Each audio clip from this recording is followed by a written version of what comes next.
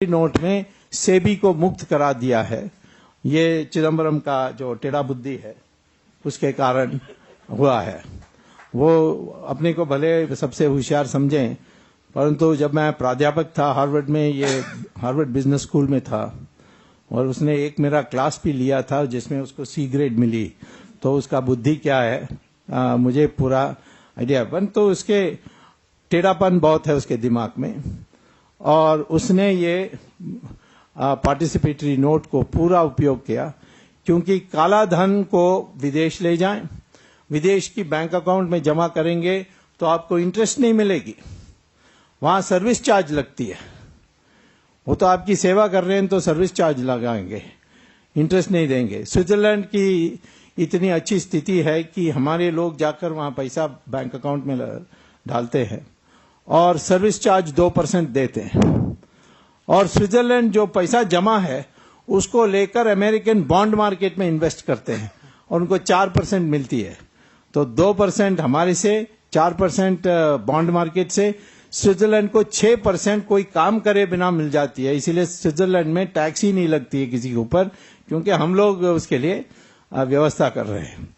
तो ये participatory note के कारण, और इसमें ये रूल है कि जब भी वो आएगा उतनी तेजी से वो बाहर भी निकल सकता है, इसको इसीलिए हॉट मनी कहते हैं। तो पार्टिसिपेटरी नोट्स बड़े पैमाने में अभी बाहर निकली है, और जो पहले हिंदुस्तान में आई उसको तुरंत कन्वर्ट करना होता है और बाहर उसको ले गए। और एक और चिदम्बरम ने किया, वो था कि पार्टिसिपेटरी नोट में आप इन्वेस्ट करोगे स्टॉक मार्केट में, उसमें मुनाफा कमाओगे तो कैपिटल गेन्स टैक्स 30% लगती है। तो उससे भी आपको मुक्त कराने के लिए उन्होंने एक रूल बनाया कि यदि मॉरिशस की कोई कंपनी इन्वेस्ट करेगी तो उस कंपनी के, बेचारा मॉरिशस छोटा देश है, उसमें गरीब देश है, उसके लिए हम भारत की देश हृदय में बड़ी जगह है, इसीलिए उन्होंने ये कहा है कि मॉरिशस की कोई कंपनी इन्वेस्ट करेगी तो कैपिटल गेन्स टैक्स उसके लिए 0 है, ना के बराबर। और मॉरिशस में आपको $1 पर कंपनी वहां आप बना सकते हैं। तो सारे लोग आज कैपिटल पार्टिसिपेटरी नोट्स मॉरिशस जाकर एक कंपनी खड़ा करते हैं और वो कंपनी आकर यहां इन्वेस्ट करती है। मैंने ये 2G में देखा कि सारे जो कंपनीज लाइसेंस लिए थे रिश्वत देकर, उन सब का एक जो खरीदने के लिए पैसा आई लाइसेंस, स्पेक्ट्रम लाइसेंस को, वो सब मॉरिशस के सेटअप, एक ब्रांच कंपनी या एसोसिएटेड कंपनी, वो मॉरिशस से आई। सबके एड्रेस मॉरिशस की थी, और वो भी एक ही सड़क की एड्रेस थी, और उस एक ही सड़क में एक ही बिल्डिंग की एड्रेस थी, और उस बिल्डिंग में भी एक ही ऑफिस में सब कंपनी की ऑफिस, और उस ऑफिस में भी ताला लगी थी, कोई फर्नीचर नहीं था। तो ये एक फ्रॉड हमने देखा।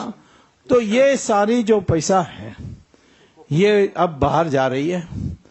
आधा कारण ये भी है कि अमेरिका की मामला सुधर गई तो अमेरिका के बॉन्ड मार्केट में जा रही, परंतु ये पार्टिसिपेटरी नोट को तारापुर कमेटी ने कहा था अबॉलिश करना चाहिए। मैं पिछले 5 साल से कह रहा हूं कि ये सबसे खतरनाक, इसको डेरिवेटिव कहते हैं, सबसे खतरनाक डेरिवेटिव है, इसको अबॉलिश करनी चाहिए।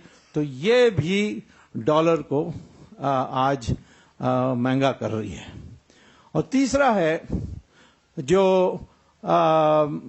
सरकार की मदद से हो रही है, वो है कि सिंगापुर, दुबई और ज्यूरिक, इन 3 जगहों में रुपए की शॉर्ट सेलिंग हो रही है।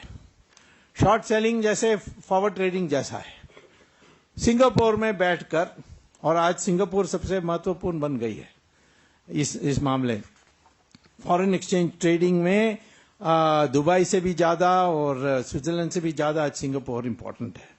सिंगापुर में एक व्यक्ति बैठा है जो एक मंत्री का बेटा है, और वो शॉर्ट सेलिंग माने वो क्या कहता है कि मुझे आप डॉलर दीजिए, एक मान लीजिए 60 रुपए में, 1 हफ्ते के बाद मैं उसको 62 रुपए में रेट में वापस कर दूंगा।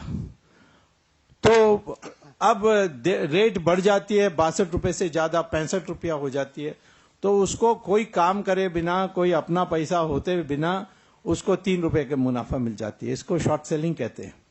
और वहां कौन कर रहा है? वो चिदम्बरम का बेटा है, कार्तिक चिदम्बरम। वो बाप से भी बड़ा चोर है।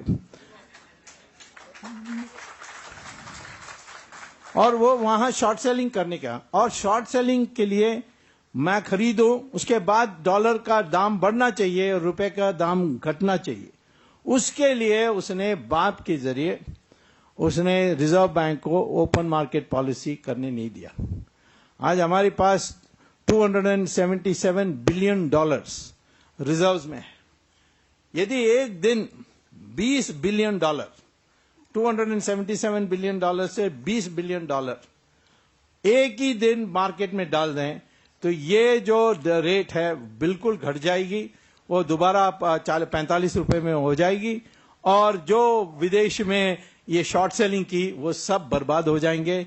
ये कर सकती है सरकार, बट करेगी नहीं, क्योंकि चिदम्बरम होने नहीं देता है।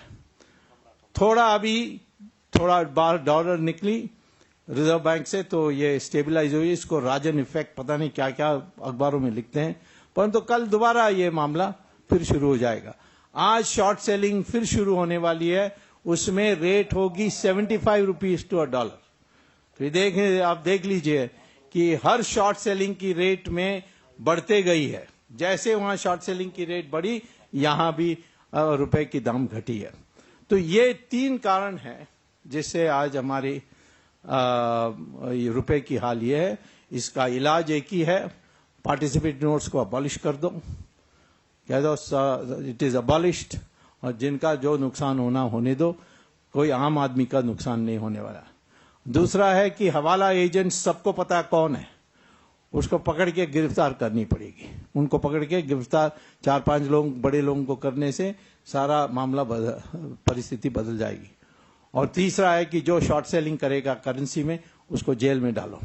तो ये तीनों आज की सरकार नहीं कर सकती, क्योंकि सारे मंत्री इसमें लिप्त हैं।